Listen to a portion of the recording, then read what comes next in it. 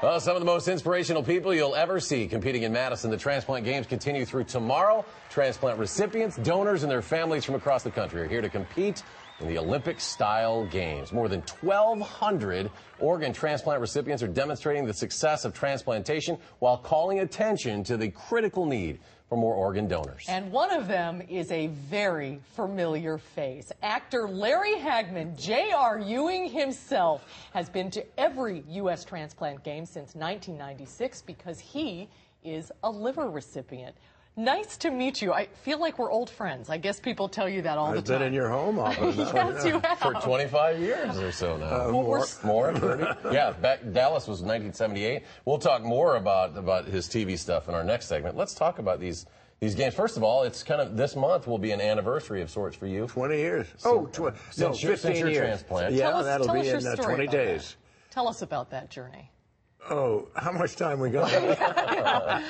You look fantastic. You do look fantastic. Thank you. Well, I had a slight drinking problem. I was drinking about 5 bottles of champagne a day, and that caught up with my liver. And I always said, if it becomes a problem, I'll, quit.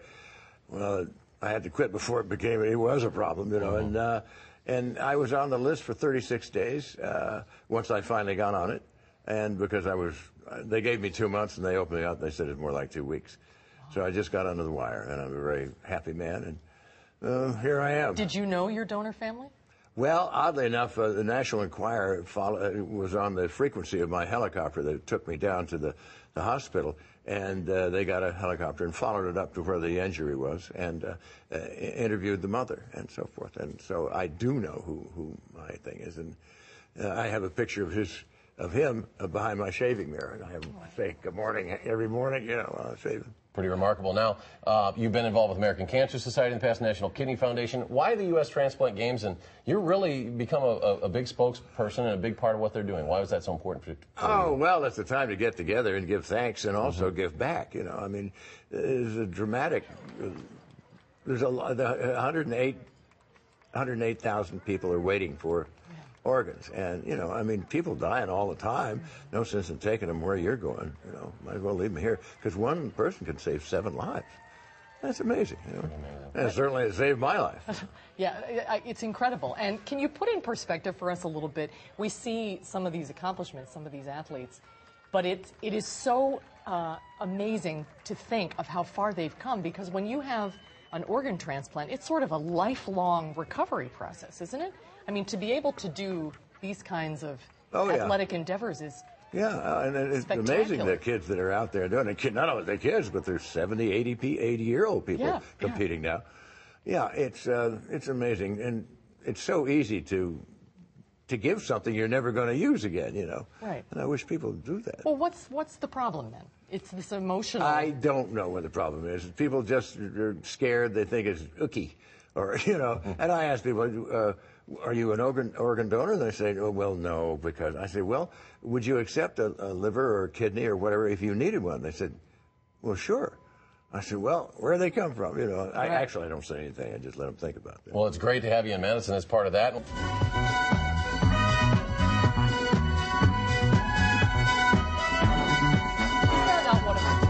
TV theme song. I used to love that shot over Texas Stadium. It is the 3rd most watched program in television history. The hour-long drama, Dallas, was must-see TV.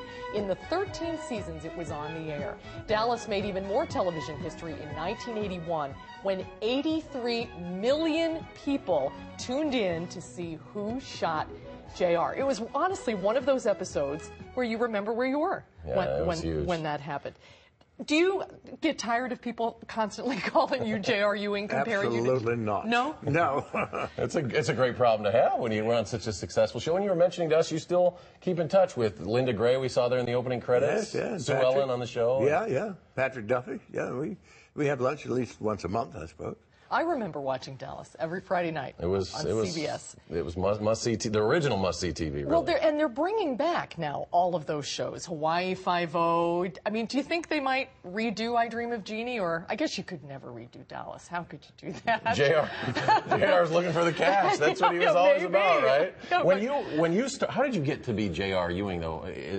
I mean, because you were in I Dream of Jeannie, you were this lovable character, Major Anthony Nelson, and JR was just the opposite, really, in many regards. Well, you don't get a chance like that much in your life, you know.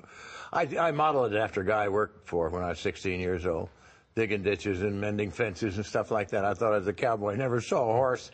And I worked for this guy, and it was JR, so I just took his character. Well, it's sort of in your DNA. You were raised in Texas, right? Oh, yeah. You're a Texas 60 boy. miles from Dallas, yeah. Wow. Weatherford, Texas. So everything comes full circle. And where do you live now? I live in a little town called Ojai, California. It's about 70 miles north of Los Angeles. That's a beautiful part of the country. It is. And I've totally solarized my home.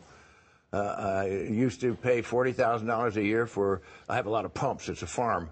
And now I pay $13 a year. Yeah, we were talking about how you're kind of the spokesman for the solar industry in many regards, and used to be a big oil guy, right? Yeah. I represent Solar World. They make the solar panels. Well, it's so great to have you in Madison. We hope you enjoy your stay. Madison, of course, very different than Dallas, Texas. But, Boy, you're not kidding. I don't know if that's good or bad. That's good. That's good. But it's so glad to meet. It was very, very good to have you on the program, and it was great to meet you. He's got a little cold, so he's been giving us elbow bumps today. It's great to see you, and best of luck going forward, Larry Hagman. Thank you so much.